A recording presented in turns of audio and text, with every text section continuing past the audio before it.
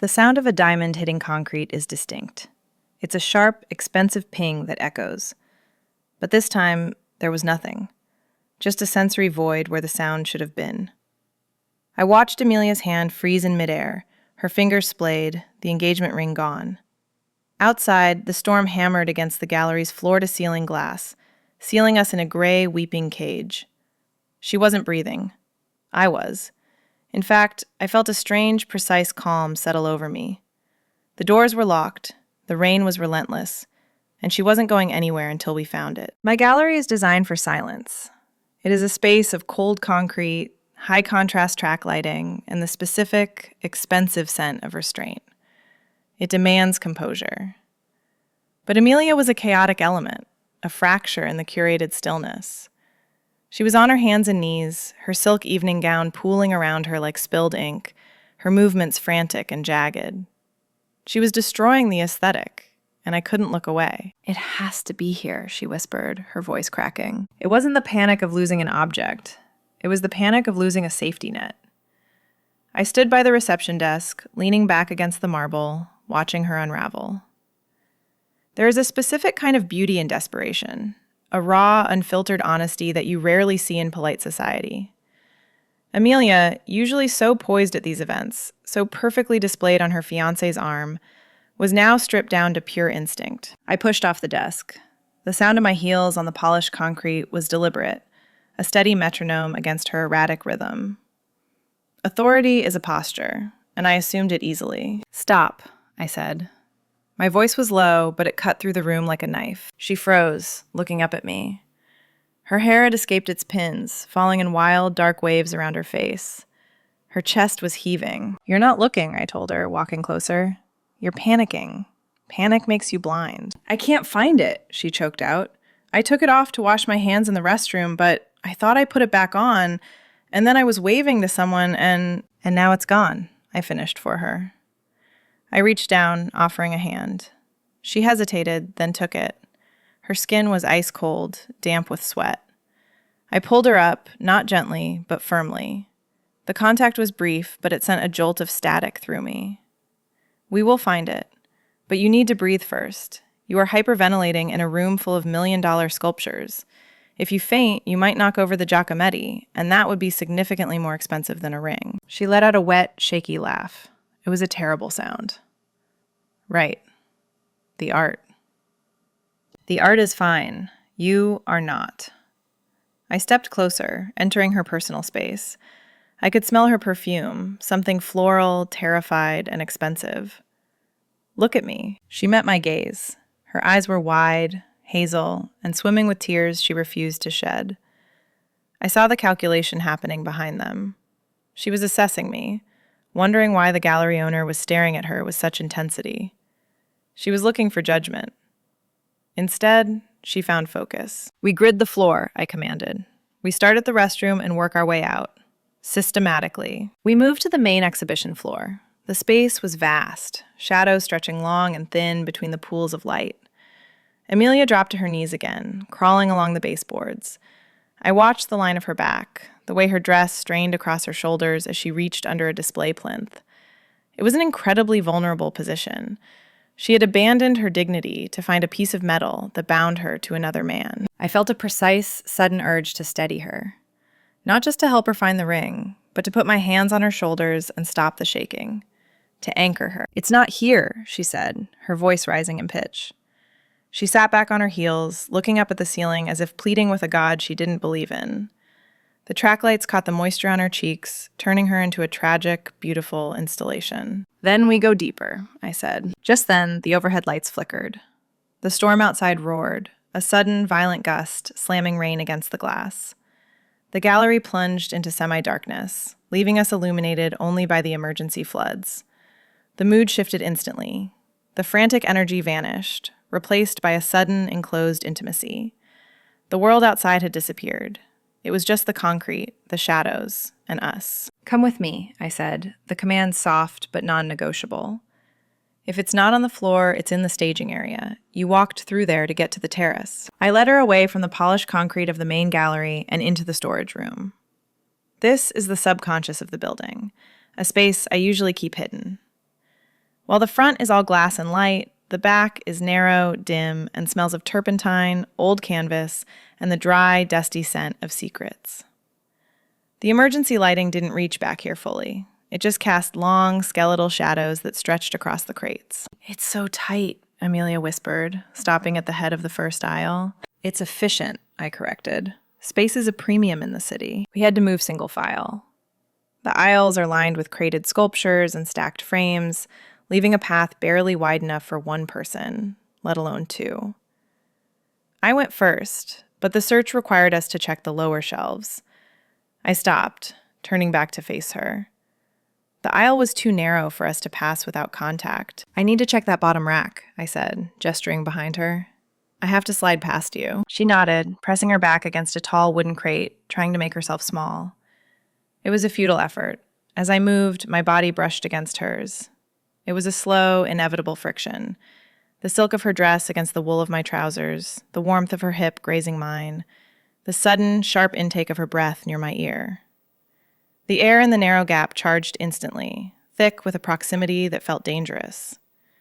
I paused for a fraction of a second, trapped in the intimacy of the squeeze, inhaling the scent of rain and panic that clung to her skin. "Sorry," she breathed, her voice trembling. "Don't be," I murmured, finally clearing the obstruction.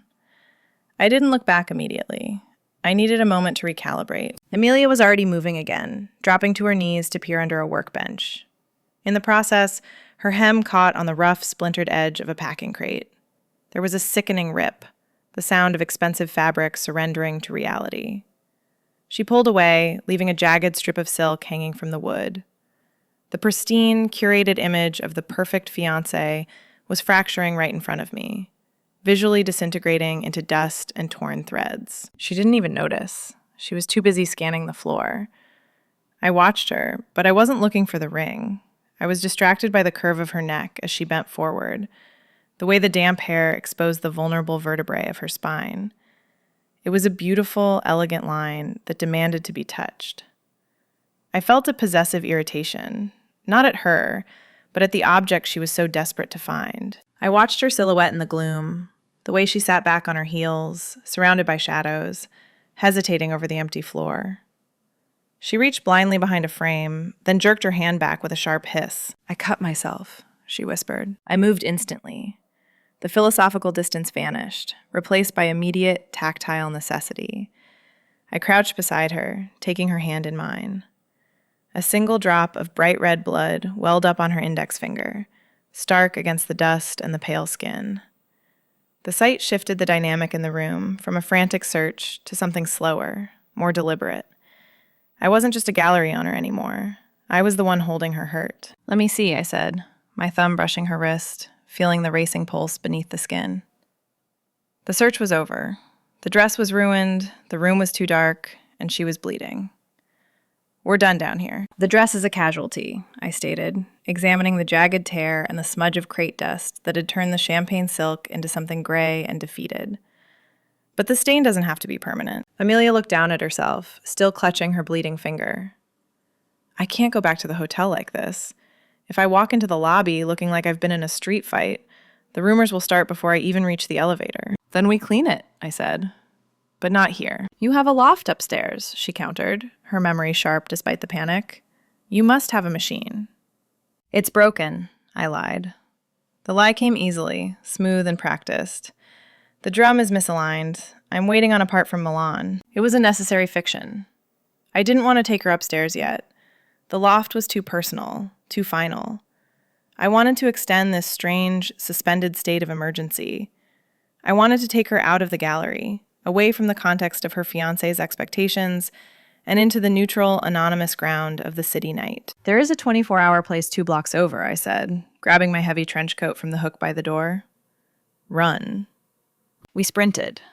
The city had turned into a watercolor painting left out in the rain, everything smeared, reflective, and cold.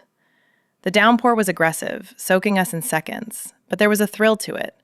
We were running away from the problem, if only for an hour. When we crashed through the door of the laundromat, the sudden silence of the storm was jarring. The space was a stark, fluorescent contrast to the shadowed elegance of my gallery. Here, the light was harsh, humming, and unforgiving. It buzzed overhead, bleaching the color out of the walls and exposing every flaw. The place was empty, save for the rhythmic, hypnotic thrum of a single dryer spinning in the corner. It smelled of cheap detergent and ozone. "Go," I said, handing her my trench coat. "Change in the back. Give me the dress." She hesitated, shivering, water dripping from her nose. Then she took the coat and disappeared into the restroom. When the door opened a minute later, the air in the room seemed to shift. She handed me the ruined ball of silk, her arm disappearing quickly back into the folds of my coat.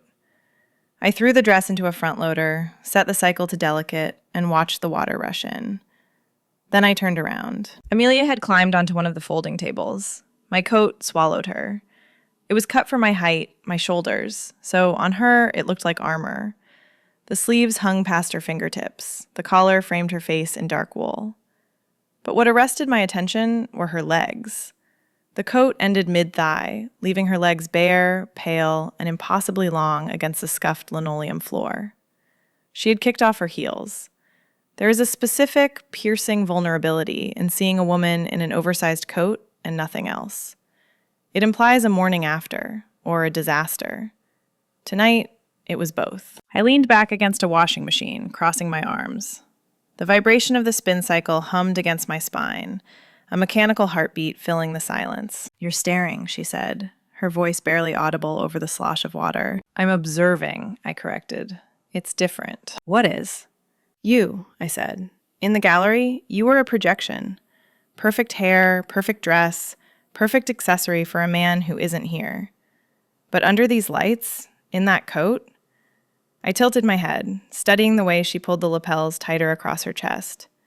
"You look authentic." She looked around the bleak, neon-lit room. "I look like a wreck in a laundromat." "No," I said, my voice dropping, cutting under the hum of the machines.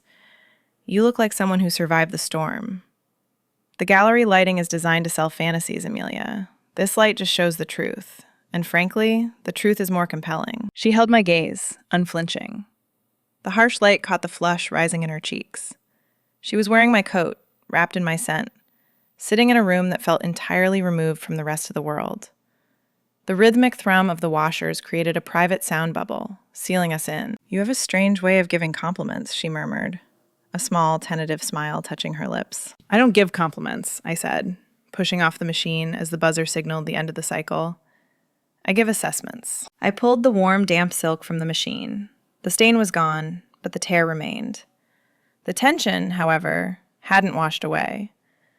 As we walked back out into the rain, the dress bundled in my arms, the air between us felt heavier, charged with the knowledge of what she looked like, wearing nothing but my coat. We bypassed the main gallery floor, taking the private freight elevator directly to the top level. The transition was physical.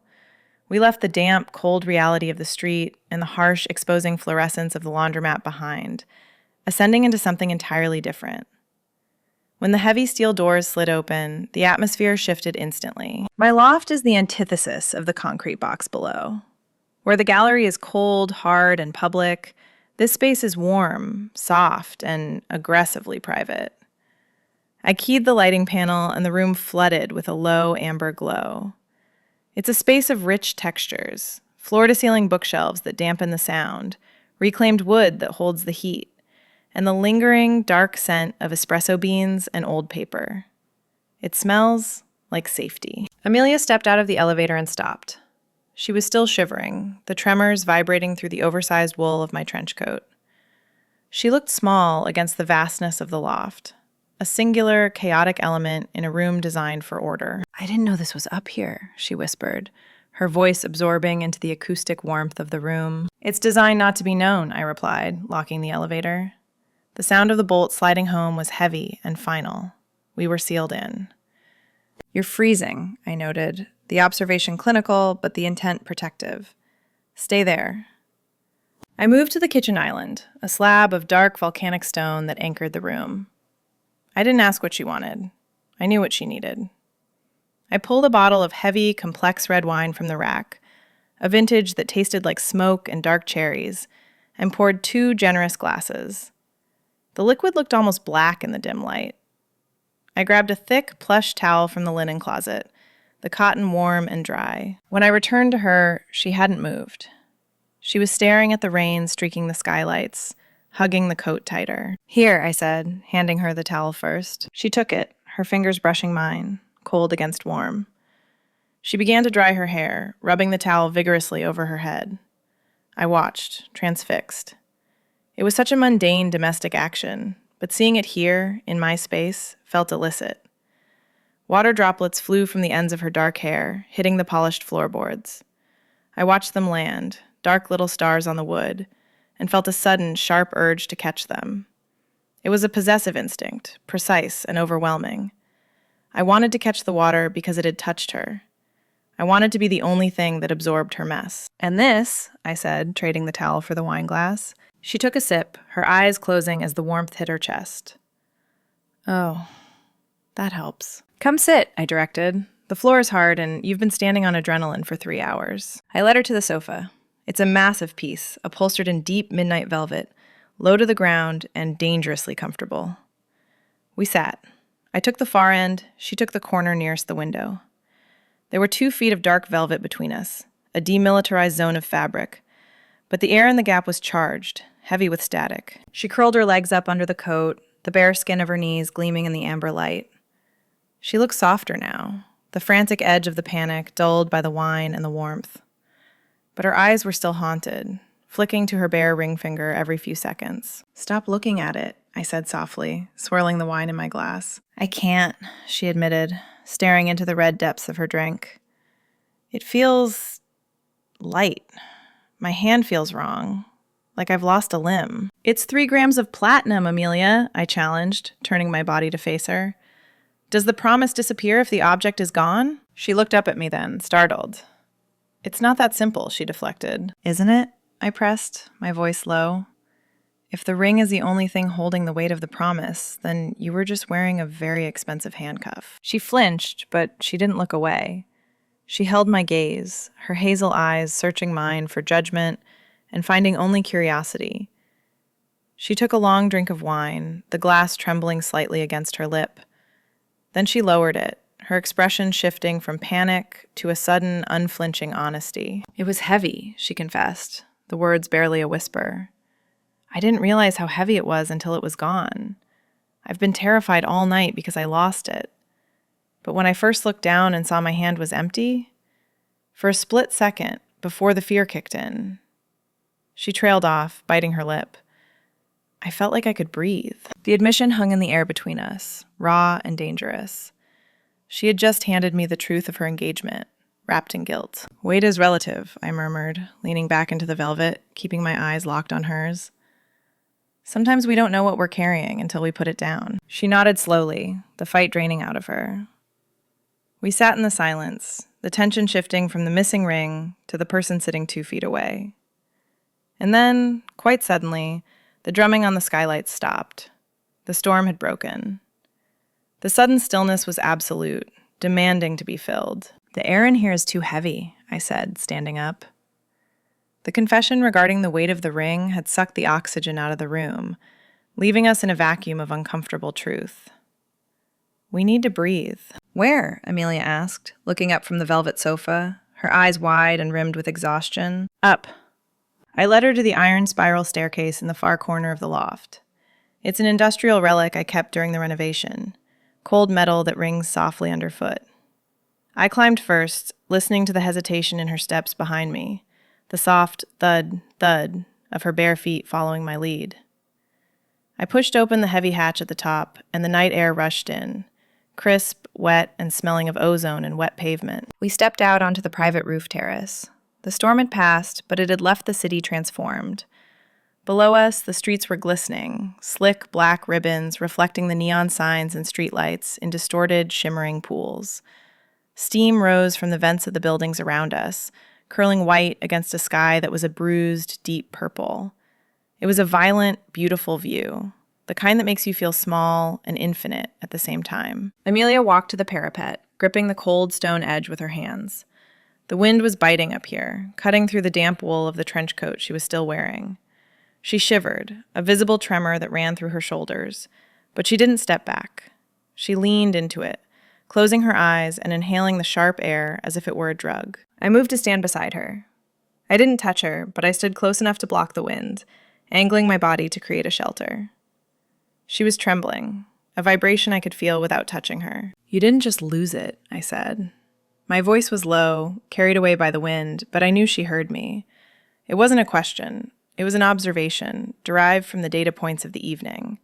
The lack of sound when it fell, the delay in her panic, the relief she described. She kept her eyes closed, her face turned toward the skyline. "No, tell me," I commanded softly. She opened her eyes, staring down at the dizzying drop to the alley below. "I took it off, in the restroom. I put it on the porcelain sink. It looked alien there, cold, separate from me." She paused, her knuckles white on the stone. I washed my hands, I dried them, and then I just stared at it. I knew I had to put it back on. I knew the timeline.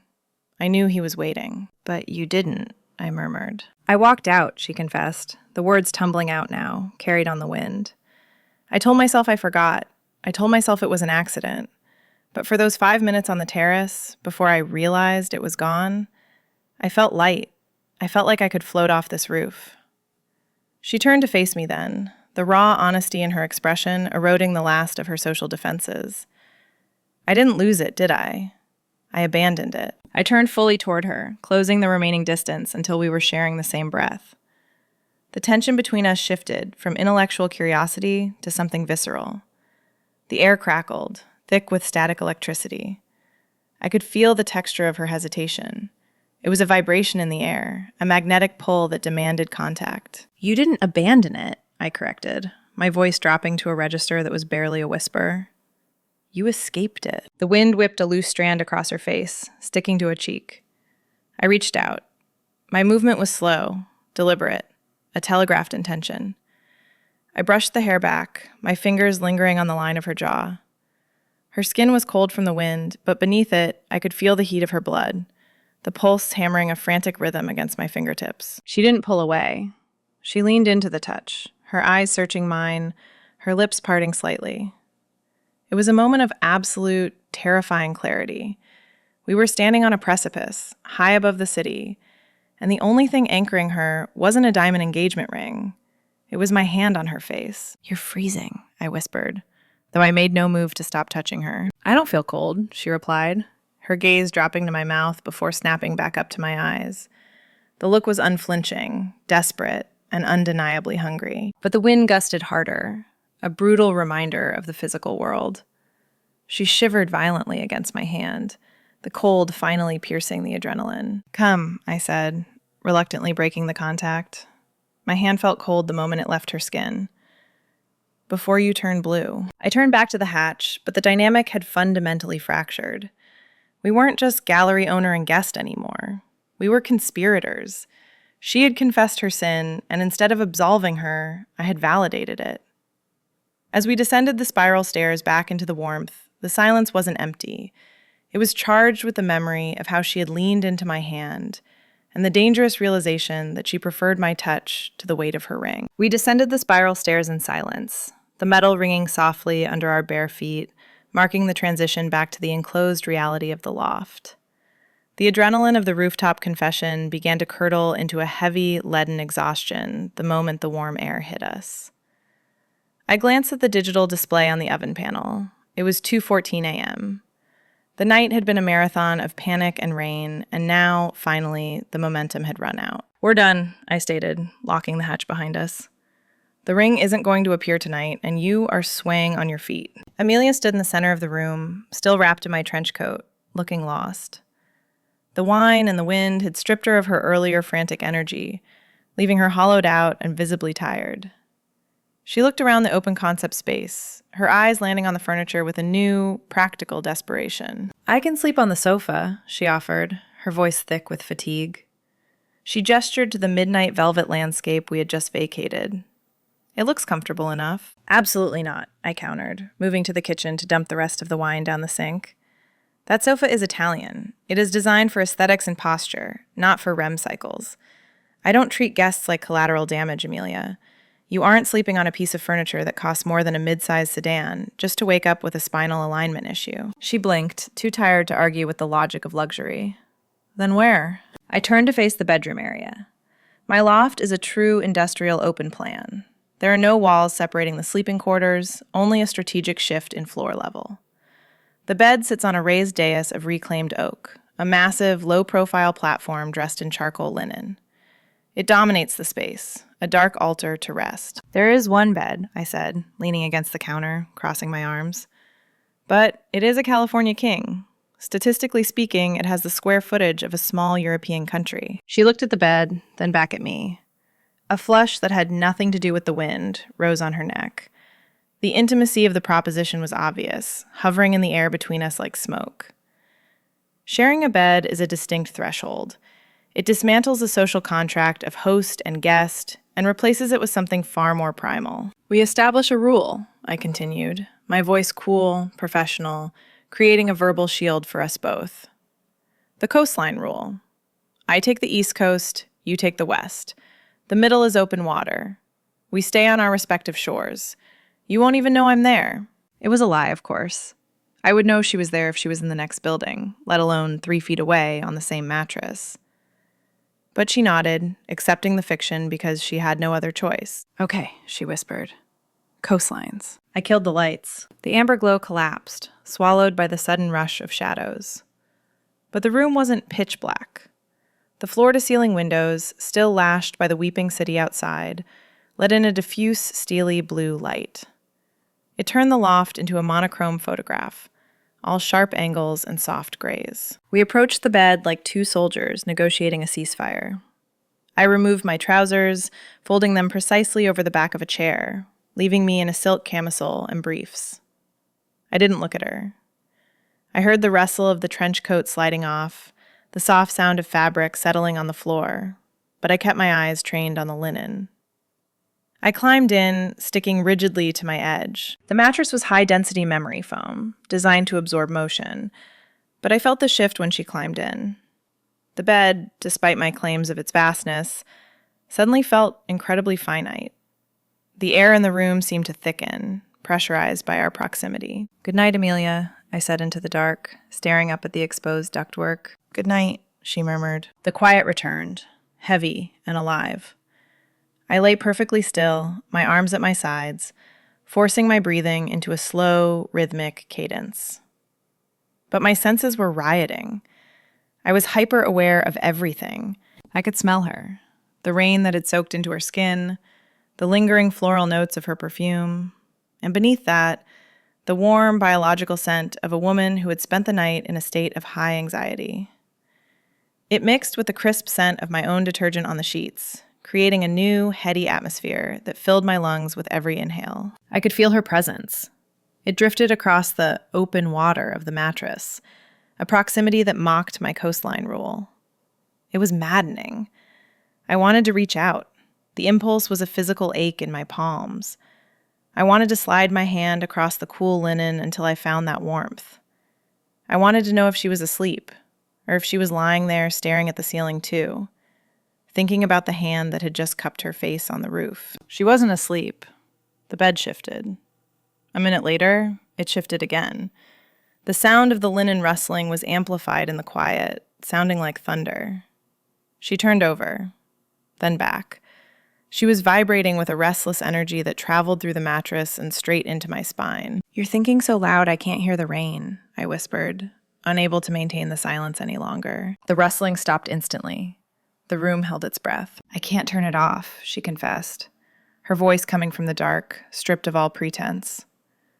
I close my eyes and I just see the empty space on my finger, and then I see the roof. The mention of the roof hung there. She wasn't just thinking about the ring, she was thinking about the touch. The coastline was eroding, washed away by the rising tide of what we weren't saying.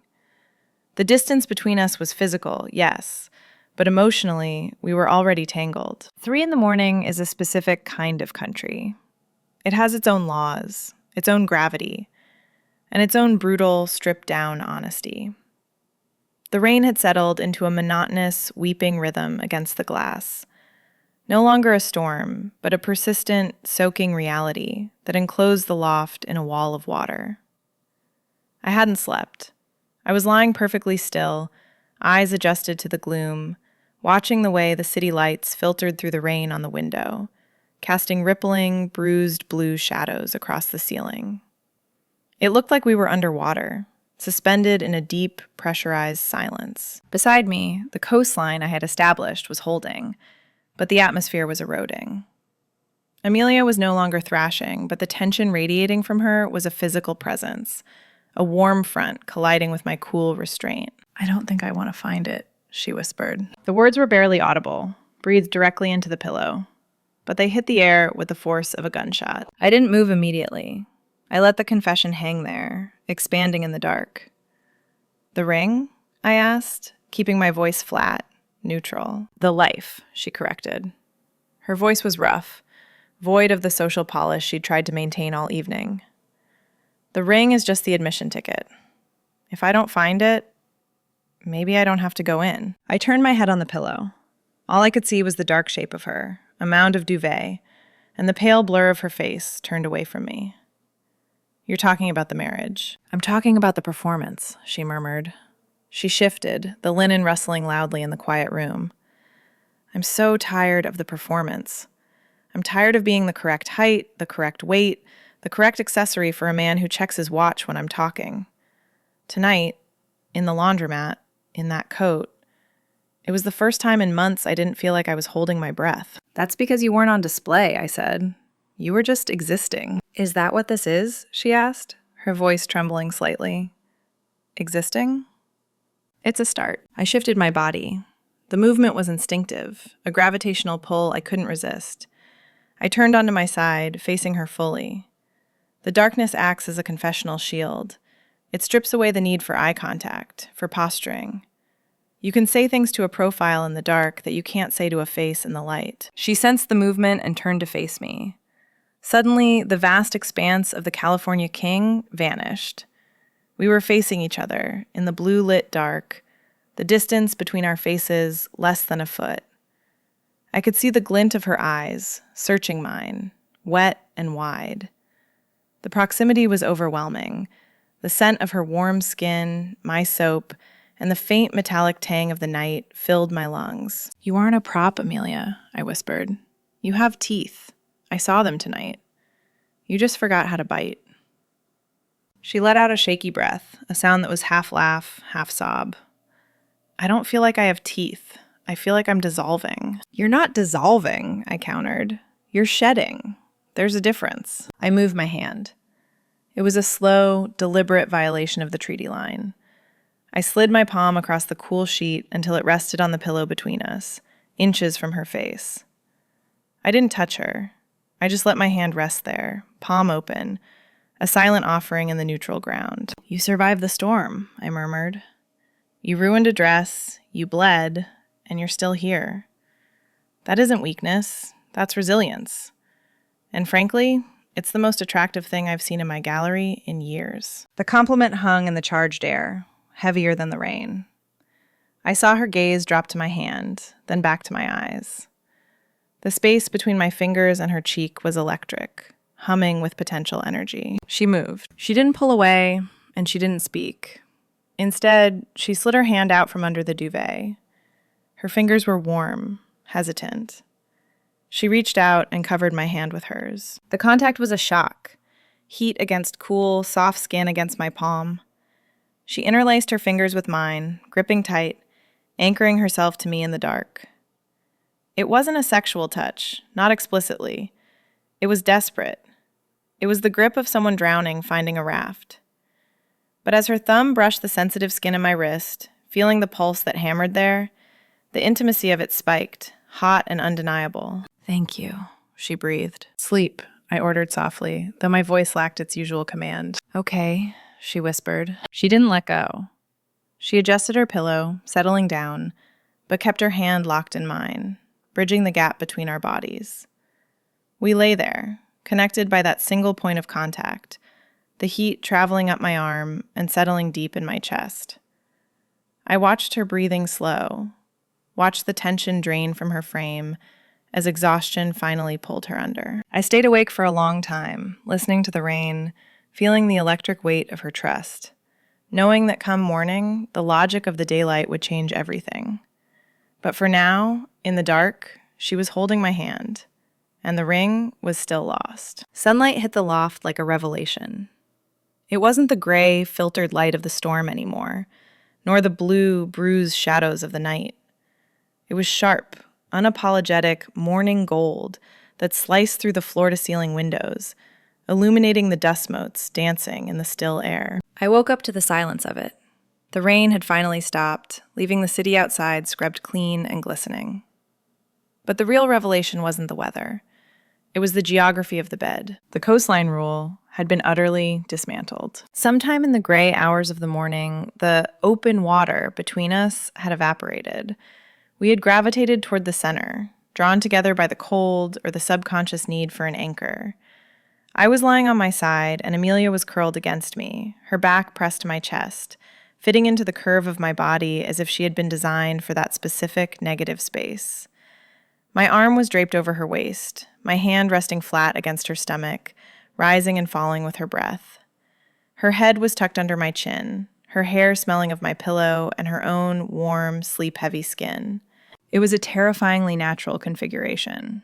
There was no stiffness, no hesitation.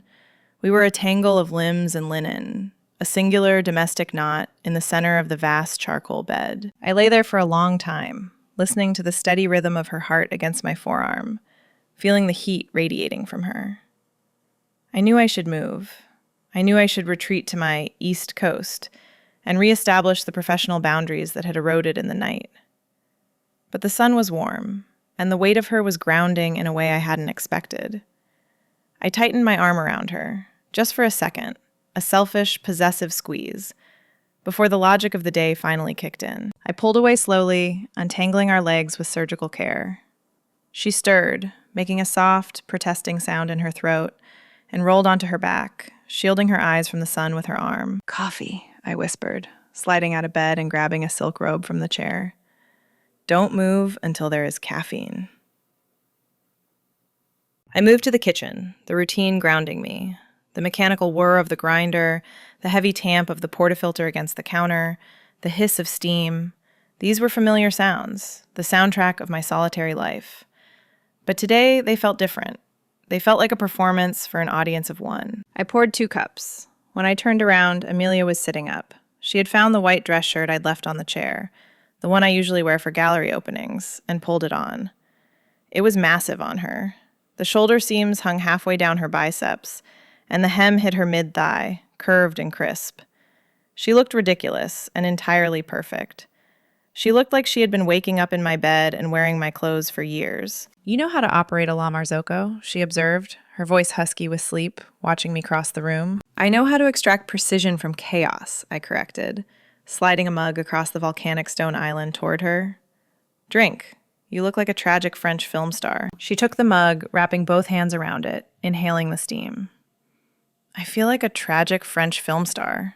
My head is pounding." "That's the wine," I said, leaning against the counter, watching her. "And the emotional voltage." We stood there in the quiet of the morning, the city humming below us, the light warming the hardwood. The frantic energy of last night, the tears, the panic, the rooftop confession, had evaporated with the rain. What was left was this, a quiet, steady hum of domesticity that felt dangerous. We finished the coffee in a languid silence, neither of us eager to start the search that would end this interlude. "We have to look," she said finally, setting the empty mug down. It sounded like a resignation. "We do," I agreed. We resumed the search, but the urgency was gone. We moved through the loft slowly, checking under the sofa cushions, behind the books, near the spiral stairs. It was a half-hearted effort. We were looking, but we weren't hoping to find. And then I saw it. It hadn't fallen into a vent or rolled into a crack. It was sitting on the hardwood floor in the entryway, half hidden under the edge of a woven Moroccan rug. It must have dropped from her hand when we first entered the loft, bouncing silently on the wool before coming to rest. The diamond caught the morning sun, flashing a brilliant, cold fire. It looked sharp and hard, compared to the soft, warm textures of the morning. It looked like an intrusion. "Amelia," I said. My voice was flat. She turned, following my gaze. She saw the glint. Her breath hitched, but she didn't rush toward it. She stood still, her hand gripping the edge of my white shirt, staring at the object that had dictated her entire night. I walked over and picked it up. The metal was cold against my skin. I held it out to her. "You found it," I stated. She looked at the ring, then up at me. The silence stretched, thin and brittle. The ring was the key to the cage, and the door was now wide open. She reached out, her fingers brushing my palm as she took the cold circle of platinum. But she didn't put it on. She just closed her fist around it, hiding the diamond away, and looked at me with eyes that were suddenly very, very clear. The descent was silent. The freight elevator hummed, a low mechanical vibration that felt like a countdown to reality. We watched the digital numbers drop, 3, 2, 1, carrying us away from the amber warmth of the loft and back down into the cold, curated concrete of the main floor. When the steel doors slid open, the gallery air hit us, chilled, smelling of stillness and the faint, lingering ozone of the storm. Amelia stepped out first. She was wearing her ruined silk dress, the tear at the hem still visible. But she had kept my trench coat on over it, belting it tight at the waist. It was a shield. It was a claim. She walked to the front reception desk, where her clutch lay abandoned on the marble. As she reached for it, her phone lit up. It vibrated against the stone, a harsh, aggressive buzz that shattered the morning quiet. The screen flashed a name.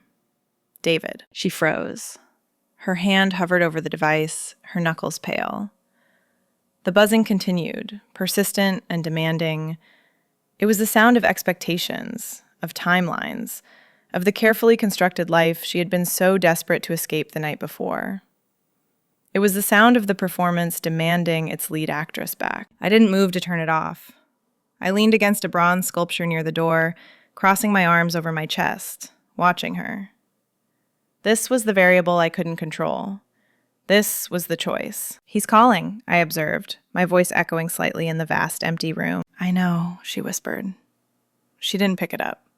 She watched the screen until it went dark, the buzzing dying into a heavy, suffocating silence. She turned to face me. The ring was still clenched in her left fist, hidden from view. Her right hand gripped the lapels of my coat, pulling the wool tighter against her neck. "You found it," I said. The words were a challenge, not a congratulation. "The object is retrieved, the crisis is resolved. You can go back to the schedule now." She looked down at her fist, slowly uncurling her fingers. The diamond sat in her palm, cold and heavy. She stared at it for a long moment, as if it were an artifact from a civilization she no longer belonged to. Then she looked up at me. Her eyes were clear, free of the panic, sober from the wine, burning with a new, terrifying agency. "I found a lot of things," she replied. Her voice was steady, unflinching. She didn't slide the ring onto her finger. She didn't restore the symbol of her engagement to its rightful place. Instead, with a slow, deliberate movement, she dropped the ring into the deep pocket of my trench coat. It vanished into the wool. It wasn't a loss this time. It was a relocation. "Keep the coat," I said, the offer hanging in the air like a promise. "It looks better on you anyway." A small, knowing smile touched her lips. "It feels better." She walked to the glass doors. She pushed them open, and the sounds of the city rushed in. Traffic, sirens, life. She stepped out onto the wet pavement, the morning sun catching the dark, expensive wool of the coat I had wrapped her in like armor. She didn't look back at the gallery. She didn't look back at the empty space where the ring used to be. She just walked away, carrying the warmth of the loft with her. I watched until she disappeared. Then I walked to the door. I flipped the lock, the bolt sliding home with a heavy, satisfying thud. I reached for the sign in the window. I turned it from open to closed, indefinitely. The gallery was empty, but for the first time in years, it didn't feel vacant. It felt charged, with a sudden, violent potential. I stood in the spot where she had hesitated, inhaling deeply. The air was still thick with her, the floral notes of her perfume mixing with the scent of rain and the sharp tang of possibilities. She was gone, but the impression she left was indelible. The door clicked shut behind her. There was no going back now. If you've ever found something you didn't know you were looking for, subscribe.